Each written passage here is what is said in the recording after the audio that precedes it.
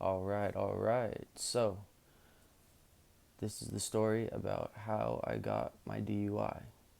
Okay? So, two things. First things first, don't drink and drive. Don't get fucked up and drive. If you're gonna get fucked up, stay home. Okay? Don't get behind the wheel of a car, no matter how cool, not cool, but how good you think you are, or, oh, I drive better when I'm drunk. I've heard everything, and I've seen a lot of stuff and experienced a lot of stuff.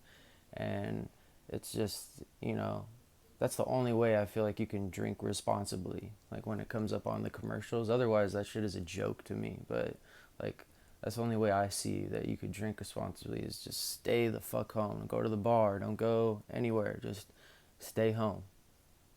I don't know. Maybe it's probably easier said than done. But anyways, the other thing I want to say is if you're here, thank you for coming to my channel. If it's your first time, welcome to my channel. I don't mean to glorify this or any of my stories, no matter how I tell them or laugh or whatever. It's just the way that I deal with stuff. And this is not a laughing matter. This is not anything. And I think you'll be able to tell my sincerity from my story. So, anyways, just wanted to put that out there. And if you could like or subscribe, I would appreciate it. I'm still going to keep dropping the videos anyways, but I would just appreciate it. Okay. So, this is going to take place in January of 2020. Okay. This was right before, this was maybe 5 months before I went to rehab. So, this was definitely like one of the events that like kicked that shit off, where it was kind of like, yeah, you gotta do something. Okay.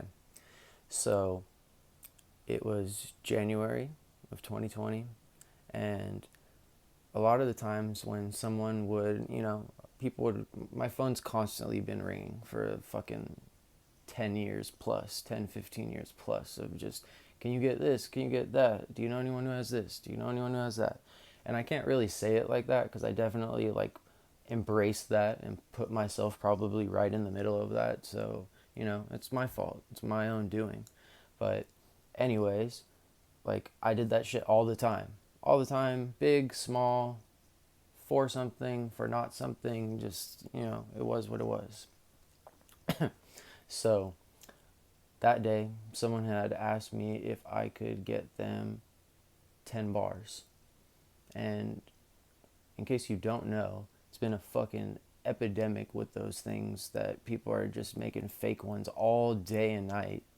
That, like, you're most likely, if you're gonna buy one off the street, it's gonna be fake, like pretty much 100%, or it's gonna have fentanyl in it or whatever.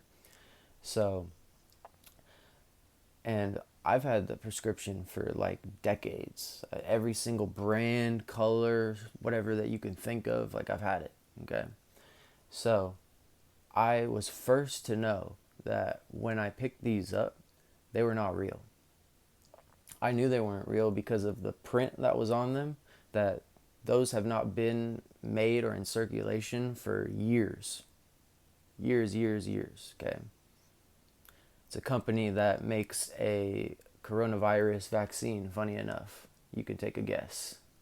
Johnson and Johnson? Whoa! No, no, it's not them. But anyways, so I knew they weren't real. And I think I just didn't give a fuck anymore. It was just becoming too much of a headache, too much of a hassle. They pretty much did the same thing, whatever. Just some people would be really like tripped out on that, especially with fentanyl and how the news tells you if you take a grain of sand of it, you're gonna die. Which is, I mean, I'm not trying to talk shit on that because I've seen videos of cops just passing it around and like just like falling out over just like barely touching it. So like I'm not trying to say that it's not strong. I probably had the tolerance of a fucking elephant or whatever that shit is actually used for, like a rhinoceros tranquilizer or whatever. So that's probably why I was just kind of like, eh.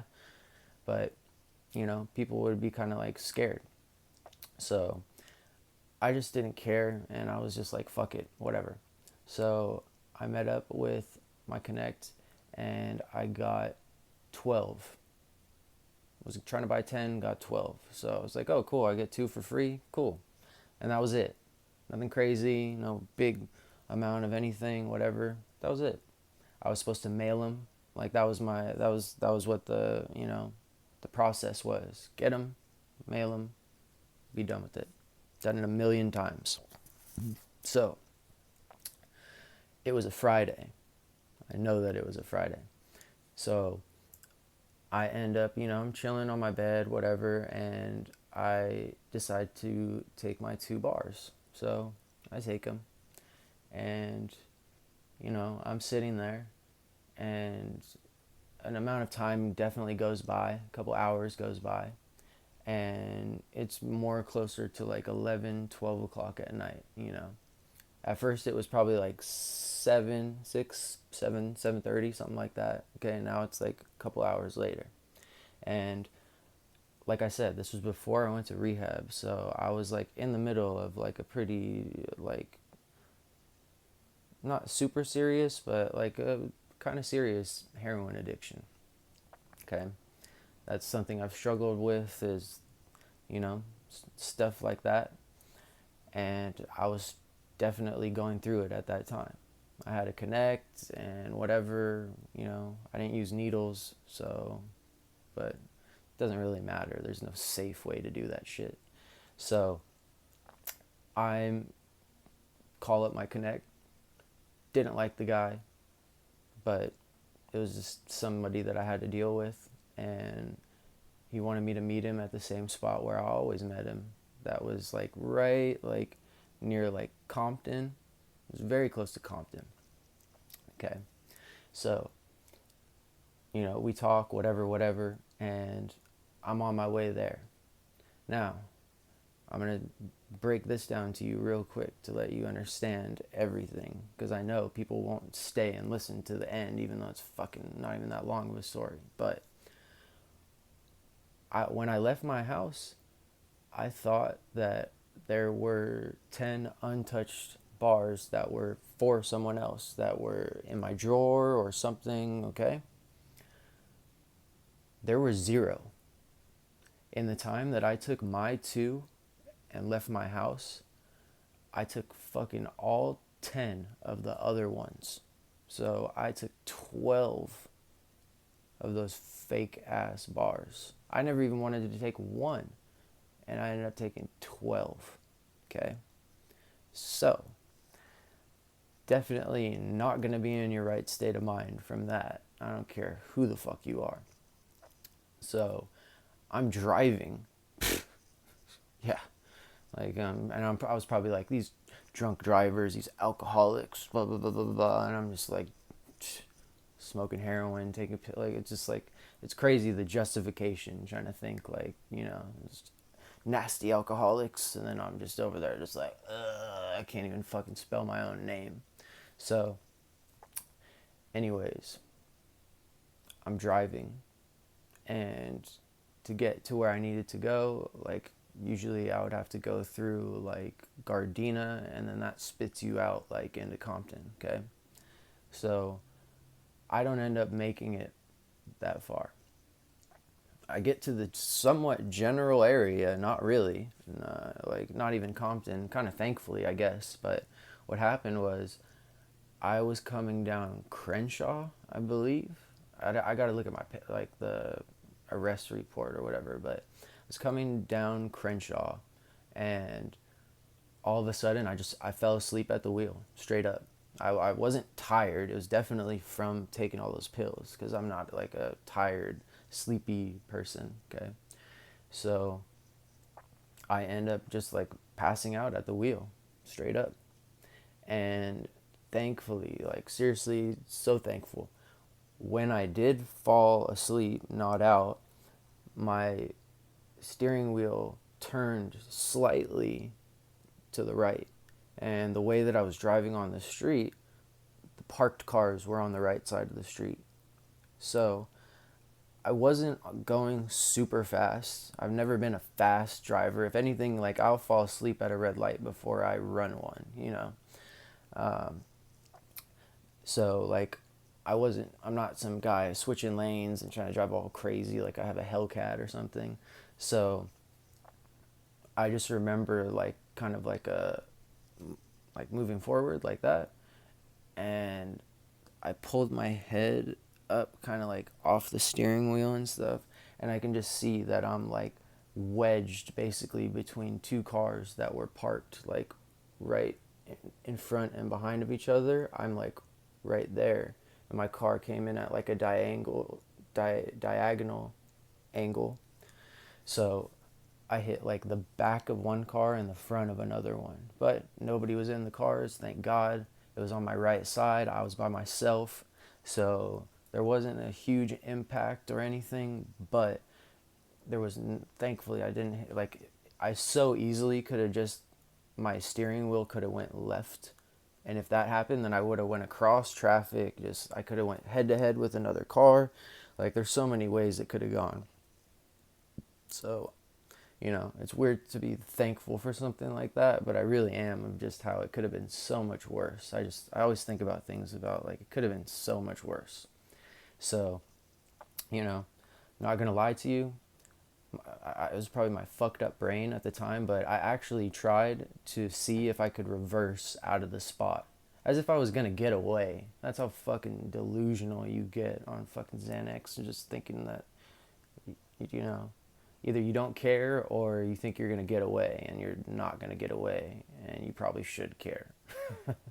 So that didn't work. My car was like totaled. Like I couldn't see it at the time, but when I got out, I like got a better picture of it. Everything's very foggy, even though this was only a couple years ago and I can remember stuff from a long time ago very clearly. This is definitely one of my fuzzier memories. So they pull me out of the car, and I'm telling them the whole time. I'm like putting my hands out. I'm like, yo, just take me. Like, just take me to jail, man. Like, for real. And of course, they have to do their field tests and stuff. And I'm like telling them, like, dude, like, just take me. Like, I'm going to fail all your tests. And he's like, well, I have to run them anyways, blah, blah, blah, blah. And I'm just, I realized it was kind of stupid to argue with them, but, I just was trying to get it over with. I knew. So he comes over and he breathalyzes me. And he breathalyzes me, and I blow into it, and it comes back 0.0 because I don't drink. So I remember his face. I remember that's one of the things that I can remember is blowing that, and then his face. And he's looking at me. I'm barely like standing up. I gotta like prop myself up to like stand up and stuff. And then it says 0.0, and he's like, "What? Like what?" And I explained. I told him. I was like, "Yeah." I was like, "I didn't drink." And then he's like, "Well, what did you take?" And I told him. And they ended up, I don't think they took it there, but they asked something about a blood sample.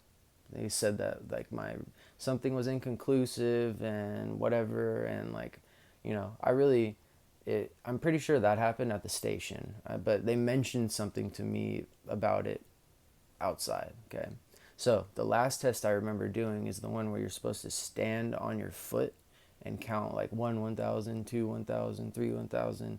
I literally couldn't even stand. I couldn't even get 1 foot off the ground. Like if I got 1 foot off the ground, like I was probably gonna fall. Like, and I almost did, I think. So finally, it became like apparent to them that like I was not good to drive a car, and I hadn't drank any alcohol. So, they handcuff me and they put me in the car, and that's when I find out that I'm in Gardena, and I've been arrested by Gardena police, and they take me to the Gardena police station. So they take me there, and they throw me in a cell, and they just tell me to like go to sleep, and I was like, all right, cool. So, they just gave me some fucking pad, like, I don't even call it padding. They gave me some fucking little thin ass mattress, whatever. And I laid down on it. And periodically, while I was there, they would try to like wake me up, and they would take me into the interrogation room, and they would ask me questions. And I just remember like barely being able to lift my head up to answer the questions, and then they would just be like looking at me, and they'd look at each other, look at me, and then I would like start talking, and then I just like, yeah,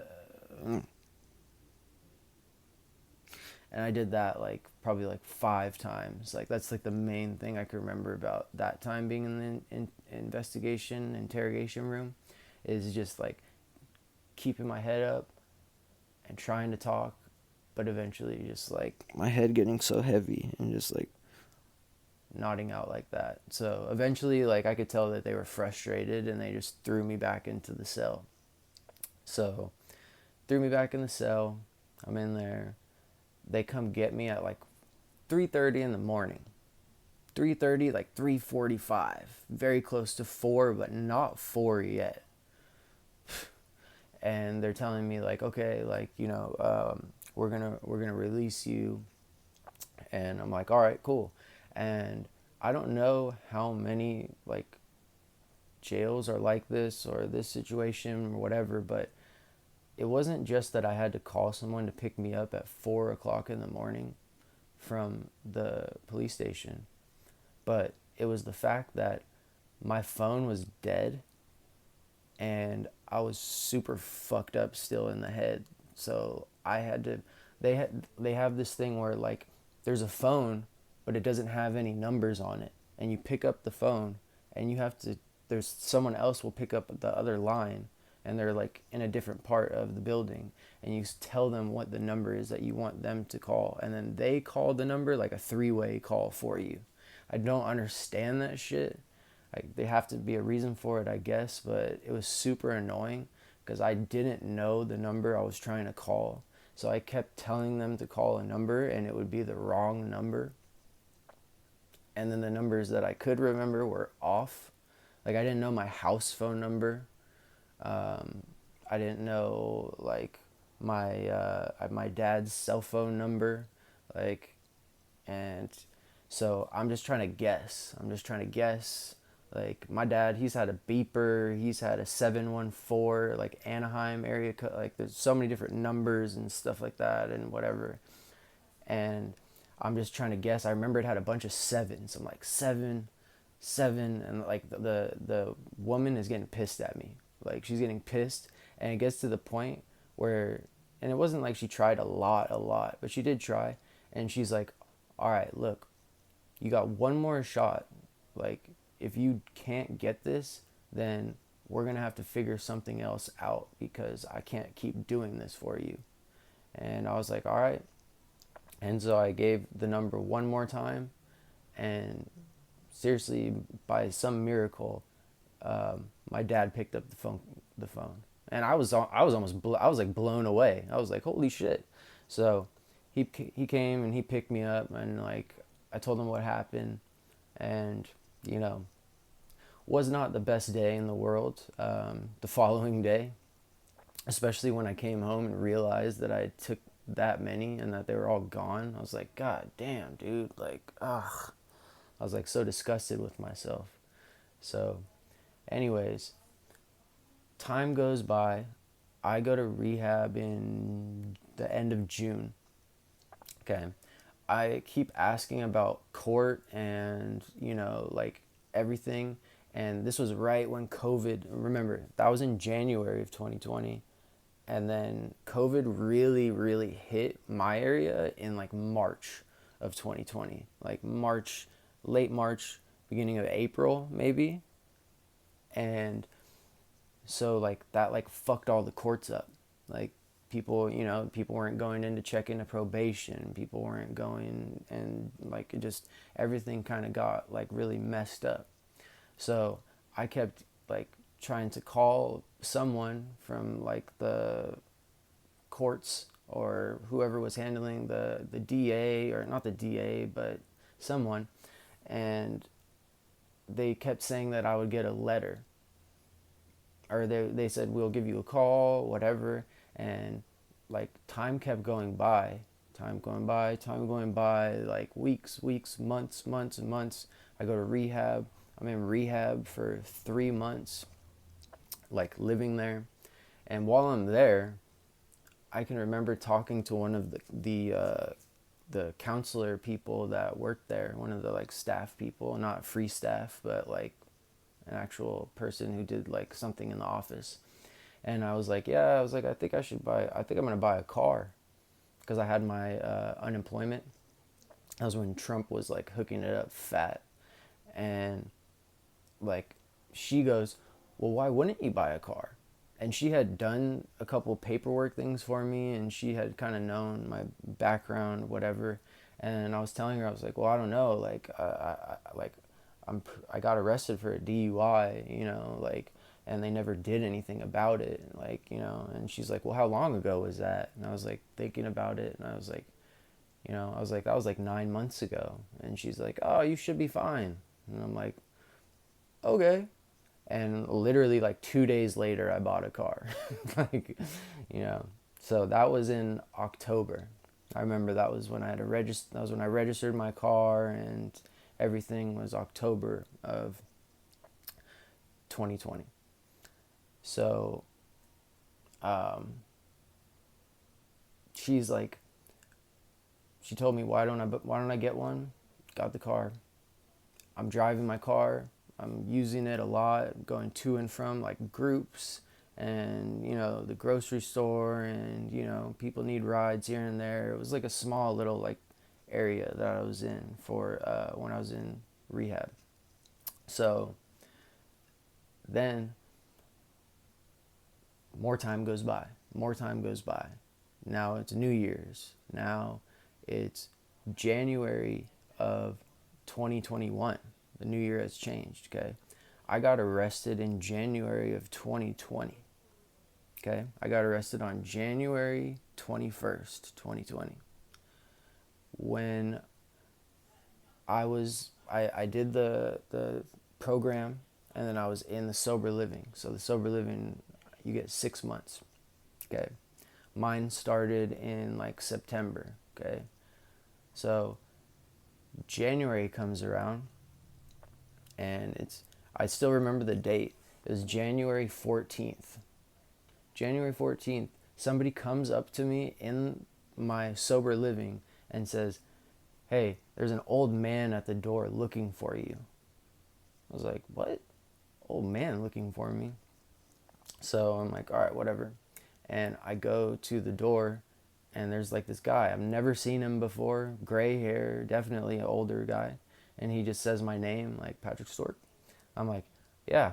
And then he just hands me a piece of paper through this like barred like window thing we had for our door. And he's like, you've been served. And I was like, God damn it. Because this is the second time that I got served at that house. The first time was for some other shit. I don't think I can talk about that. I had to do like a deposition with like lawyers and stuff. I don't know if I could talk about that. But like, I was like, God damn it, not again. But I think it's because I put down my my address for when I registered my car, and then that got back to the DMV or something. I'm pretty sure that's how they found me. But anyways, I like look at the paperwork, and then it just says like, yeah, well, you're gonna need to appear in court. And maybe this was like a week, but maybe this was like January 7th, and it said I needed to appear on January 14th. And I just remember thinking to myself, like, I don't know if it works like this or not, but I was like, fuck, man. Like, I was so close to a year. I was so close. Like, I was thinking, if a year goes by and they don't file, like, maybe that'll give me some wiggle room to, like, get out of it or something. I don't know. But that was kind of, like, really, I honestly thought they forgot. I thought COVID, there's a lot of fish to fry, blah, blah, blah, blah. I really thought that they just, like, I slipped through the cracks. Nope. And of course, I talked to more people from like rehab and other stuff, and they were like, oh yeah, dude, the court does shit like that all the time. They'll literally send you a mail the day before a year has gone by. Like, they wait that long on purpose. And I was like, yeah, tell me about it, man. That's exactly what they did to me.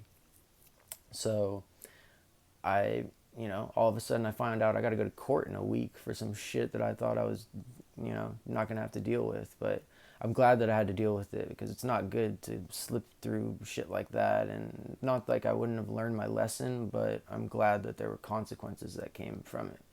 So fortunately was in rehab. I had some stuff going for me, like as far as trying to correct my behavior and stuff like that. So there really wasn't more that I could do. Like there really wasn't. Like I was already in like rehab, and I was working the program. I got my counselor to write me a letter saying I was like an exemplary client and stuff. I showed him my certificates for like anger management and, all the different certificates I got when I graduated from rehab. And, you know, there wasn't really anything that could be done. I had a public defender, wasn't about to fucking waste money on a lawyer. And like basically they just said like I remember I went to court. I felt so stupid at court because I dressed up all nice, and like I just hadn't been to court in a long ass time. So like I'm there and I'm wearing like slacks and like nice shoes, and like, I like literally went to Ross and bought a whole new like court outfit. And then while I'm sitting there for hours and hours, of course I had an 8:30 time, and they fucking didn't even call me in until after lunch. So I was just sitting there, sitting there, sitting there. But while I'm sitting there, I'm seeing people coming in and like fucking basketball shorts and slip and sandals, or like they're wearing like sweatpants and stuff or whatever. And I'm just like, damn, dude, like this shit is casual. Like, I don't know. I still was like, whatever, and it feels good to dress like this. But of course, when I went into the actual courtroom, the fucking judge didn't say. And the only thing he asked is, "How do you plead?" He didn't look or care about how I looked. But met with the public defender, told him everything, showed him everything. He said, "Okay, blah blah blah blah," and he explained to me because I had been driving the whole time. Like even after I got this thing, like I never got anything that said that I couldn't drive. And I found that out actually while I was at court, that because my DUI had to do with drugs and not alcohol, that's why they couldn't suspend my license until I was convicted. If I was drinking, they would have took that shit right away. But because I had to get convicted, I was able to drive around. Because I was kind of wondering, I was like, there's literally been nothing that's happened in all this time. So, anyways, I end up having to do a DUI class, however many weeks or months that was. It was not cheap. Um, that was really like the main thing from my court, was just doing the classes. Like I had to come back in like a month to prove that I did it was the classes, and I had to do a Mothers Against Drunk Driving class. Did that. They wanted me to do that hospital and morgues thing, but I'm pretty sure they shut that down because of COVID. So there wasn't a whole lot. I had the Mothers Against Drunk Driving, and then I had that, and then I was on probation for 3 years. So that's what my public defender told me I was going to get. That's exactly what I got from so I'm sure it looked nice. I had my manila folder with my letters and all that stuff, but at the end of the day, it was just like shit that they need to stick by, that they couldn't have been like, oh, okay, well, we'll give you half of the time because you're in rehab or something. So it was just things that weren't avoidable. So like I did the class right away. I did everything right away except for the DUI classes. Literally, I can remember I had like 21 days or something to like sign up and prove that I signed up. And I like on day like 19 I did it. Like day 19 I did it, and like in 2 days I had to go back to court. So I'm the fucking king of procrastination, man, I swear. So anyways, I get all that stuff done, and I find a DUI place. And like I said, it was not cheap. I had to be there quite a bit, and you're there for multiple hours for most of the days of the week for, I think it's like 3 months. I think I was there for 3 months. And there were people there that were there for maybe their second one, or like, I think it gets gnarlier depending on what you blow. Like if you're 2 times over the legal limit, 3 times over the legal limit, you know. Um, so, and for me, it was always weird because whenever there was somebody new, and like it wasn't there was maybe like 10 people, just different ages, you know, different, like there's men, women, whatever, and it was very close to where I stayed. Like I could take the bus there, so there was literally a bus that went right there and right back to where I was staying at. So it was like perfect. So I would that became part of my routine, was going there. Like I think I went every Friday for like 3 months or something like that, you know. And you got to pay all these fees before you go, before you start, and then if you're there. And me, I missed however many days you're allowed to miss. I missed that many days. And there was a time that I came in there that I swear I didn't do anything, but the night before I did, and I guess it was still kind of like lingering in me, and I showed up. And that was something that they said was like, if you show up here and you're like messed up, then you're gonna be out of here, you know. So fortunately, I was cool with the people, and they just were like, what are you doing, like what's wrong, blah blah blah. And like I was able to go home and kind of like sleep it off, and it didn't count. But I'm shout out to them because they didn't have to do that, and I was already like on thin ice as it was. And I had to pay every time that I didn't show up, like $200.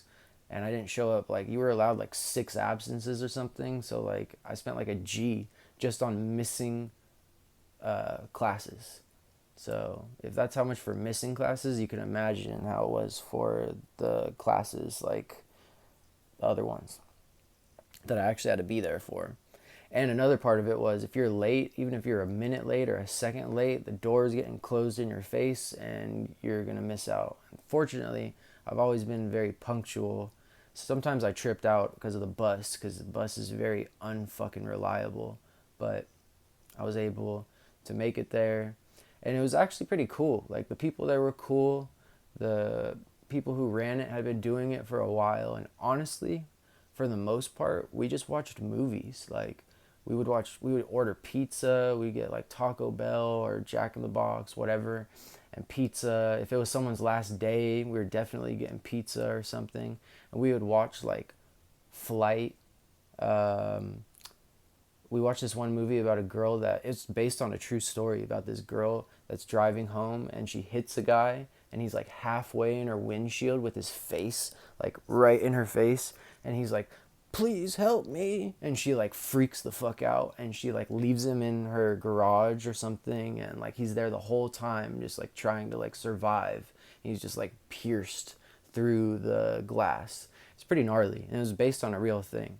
But really, we were just watching stuff like that. Intervention, watched a couple of those, and then we just do packets and just talk about like, you know, stuff like that. But it was, honestly, it was like, it was cool. Like it sucked to have to pay that much and all that, but it could have been way worse. Like it wasn't anything I'd compare to traffic school or anything like that. I haven't been to something like that, but it was cool. Like the people there were cool, the staff was cool, everybody was cool. So at the very end, the whole time that you're doing the program, you're supposed to be doing like meetings. And you can either go to a meeting, or I mean, back then there wasn't a lot of meetings to go to, so there was a like an app or something that you could use, and I never understood how to use the app.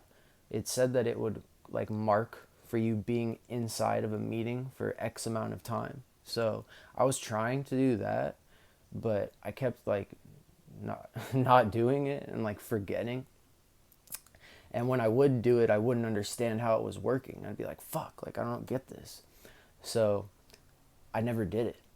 I didn't do meetings or anything. So I like literally waited, once again, procrastination king, waited until the very, very, very, my very last day. Very last day where I'm supposed to have everything in order. Everything is all good.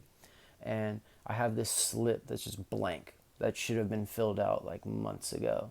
like that should have been getting filled out. Okay, so what do? I had become friends with someone that was in my class that was just a regular dude. I don't know. We were probably like 5 years within the same age, and he lived in the area, and I had my car. I had gotten my license back before I was done with my DUI classes. Check that out, right? Fucking weird. I swear to God, it came in the mail. I wasn't even done. So now I could drive myself. So this fool, I'm telling him, like, man, I'm kind of tripping. Like, I got to fill this thing out. And, like, I could just tell he had been there before. He had been somewhere like that before, whatever. And he kept telling me, don't trip, fool, don't trip, fool. I got you. Just pick me up. Just pick me up on that morning, and I got you. And I'm like, all right. So that morning came, I picked him up, and we went to like a dollar store, went to like a CVS or a dollar store or something like that. And he comes out, with one of those 5 packs of different colored markers, or different colored like pens. And there's like a blue one, a green one, a orange one, a red one, just like 5 different colors. So he takes that, peels off the plastic part, takes the handful of them. He's like, where's your paper at? I give him my paper, and he takes each one and he writes down a different name, a different meeting, a different time, and a different like initial. And he just does that, like 1, and then I hand him another one, 2, hand him another one, 3. I forget how many I had to do. It was more than 5. It was probably closer to 10. And he just like scribbled them real quick, but he was familiar with the area, and he knew the meetings, and he knew the people that would be in the meetings and stuff. So it was like a good person to do that for. It wasn't just random stuff. So he put everything down. I saw what he was putting down. I wouldn't have let him do some like shit like that. I knew it had to be, right. So he puts those things down, and I go and show up, hand everything to the staff person, and she like looks up and down, like doesn't look too hard or anything, and she's like, all right. And she just photocopies it, and she's like, let me just photocopy this real quick. Boom, hands it back to me. And we ended up watching a movie, getting pizza, and that was my last day there. And I had my license, and everything was all good. And that's the story of my DUI. That's what happened. That was the kind of fallout from it. So I wanted to explain that side of it too. But it was definitely really refreshing to get my license back and have it say no restrictions. Probation was shitty. I've only been off probation for like 4 months by now, 4 or 5 months. And, 3 years, it's not the shortest time, but it's not the longest time either. So, fortunately, I was able to steer. It was not hard for me to steer clear of that. And I didn't violate my probation or anything. So it got terminated in February of this year. And, I'm glad that I had to be accountable and responsible for my DUI, even though I went about it in probably not the most responsible way, but still, I showed up, I was there, I tried to handle my shit. It's hard when you're dealing with a lot of different stuff. I'm not going to sit here and bitch about that. Everybody deals with a lot of stuff. So anyways, this was my story. It's a little longer than I like to keep my videos, so probably nobody will watch it, but if you do watch it, I appreciate you. And yeah, I'll keep coming with the stories. Another day, another story. So here you go.